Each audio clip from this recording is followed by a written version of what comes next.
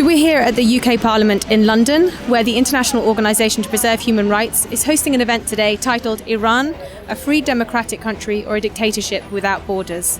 Speaking at the event, we have Bob Blackman MP, along with Javaid Rehman, who is the United Nations Special Rapporteur for Human Rights in Iran, and Mattie Heaven from the International Organisation to Preserve Human Rights. We will also have a special guest, Richard Ratcliffe, who will be speaking about his wife, Nazanin Zaghari-Ratcliffe, and her current position being held within Evin Prison in Iran.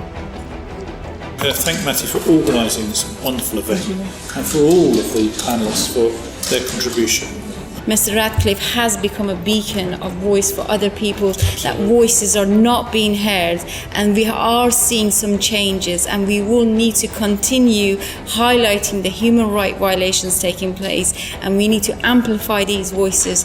I think it's really important that today's event is happening. It's really important that we have this discussion. I'm really appreciative to be part of this sort of broad panel of all these different issues, because it is all the same issue. And sunlight is the best form of disinfectant. So. And one of the most disturbing aspects of this whole situation is the execution of child offenders. Now, Iran executes girls as young as 9 and boys 15. And it's time for the international community and the human rights organizations to acknowledge this simple truth, that every Iranian is an oppressed religious minority and a prisoner of conscience. Just imagine that.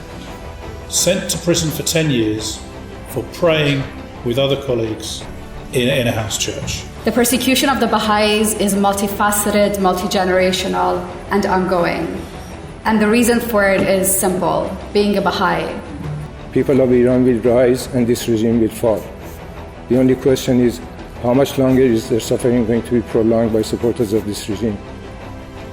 Iran is behind the financing of Hezbollah in Lebanon, that deliberately disrupted that country.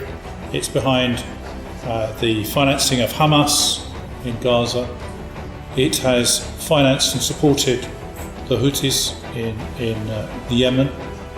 And what's happened in the Yemen is one of the greatest international tragedies on suppression of human rights, with a proxy war going on between Saudi Arabia and Iran.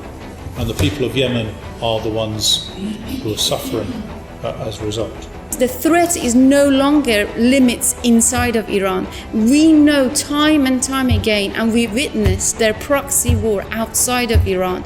The threat is outside already. Over the past 40 years, the Islamic Republic has established an intricate network of terrorist groups capable of waging asymmetrical and guerrilla wars at any given moment.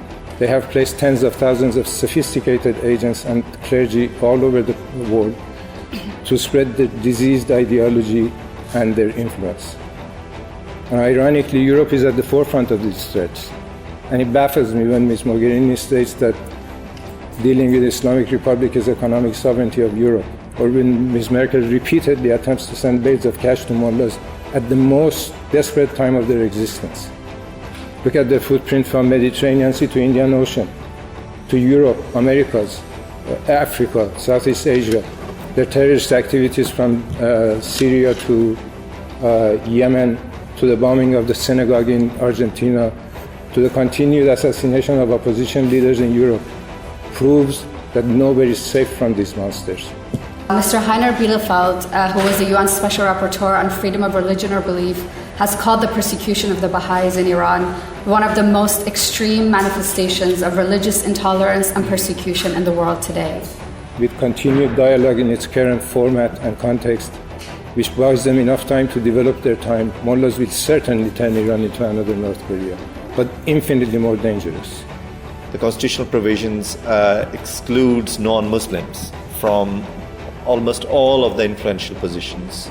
There are about 80 offenses which carry the death penalty, and these included adultery, homosexuality, waging war against God, corruption on earth, and these are very vague terms on which individuals have been and continually get arrested, indicted, and then sentenced to death. And if you look at it, from a minority perspective, if you look at, for example, the Kurds, the Balochis, and other ethnic minorities, they are disproportionately executed under this system.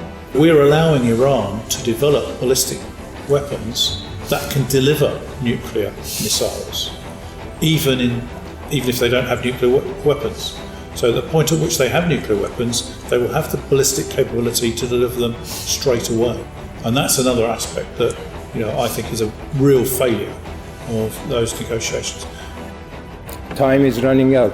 Estimates range from months to few short years before they obtain the bomb, which would be a very sad and dark day for humanity with no point of return. So I think in this country we stand full square behind the people of Iran. They're all excluded from constitutional legal recognition.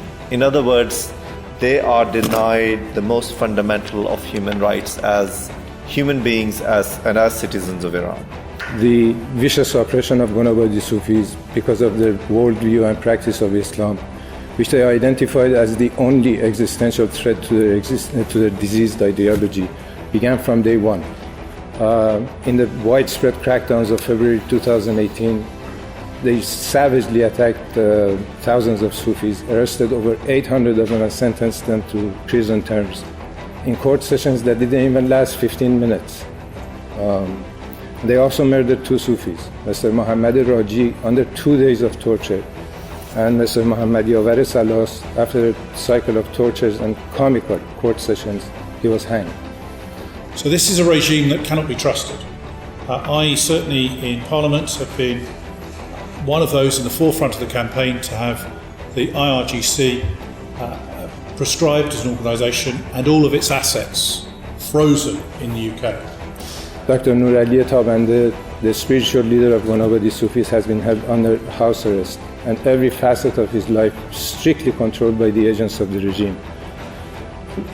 They would only tolerate their own self, so every group becomes a minority. If you don't follow the system, the Islamic system, whatever you are, you're a Shia, you're a Sunni, you are Kurdish, Turkish, Baha'i, Jewish, you are minority in terms of their vision.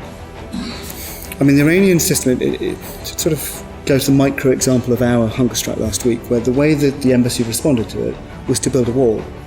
And of course, that's quite a metaphor for how it deals with feedback. One of the great weaknesses of the system is that it can't cope with protests, so it just pretends it's not there, which of course means it explodes when it finally comes. How much more evidence do you need? How much more can we tolerate of the IRGC? Thousands have been arrested, tortured, raped, murdered, disfigured, and maimed by acid attacks. The way in which they, particularly when one's taken to a political prisoner, and often having done something either nothing or fairly innocuous, is made to feel that you're entirely isolated and everyone's against you and you're a pariah, and all the other families will step away and really isolated and exposed. And it is a terrifying experience, and many people in this room will have experience directly of themselves or their families having gone through it. We all have seen what happens when the international community appeases tyrants. Hitler, Stalin, Pol Pot, Khomeini, Khamenei. Humanity invariably pays a heavy price.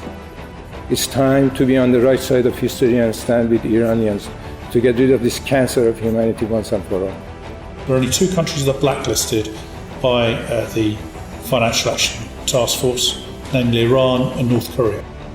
The barbaric murder and oppression of Baha'is, converts to Christianity, Arab Iranians, Kurdish Iranians, Sunnis, oppression of Jews, Zoroastrians, Christians, Mandavis, Izadis, you name it. Every single Iranian is a daily fact of life in Iran.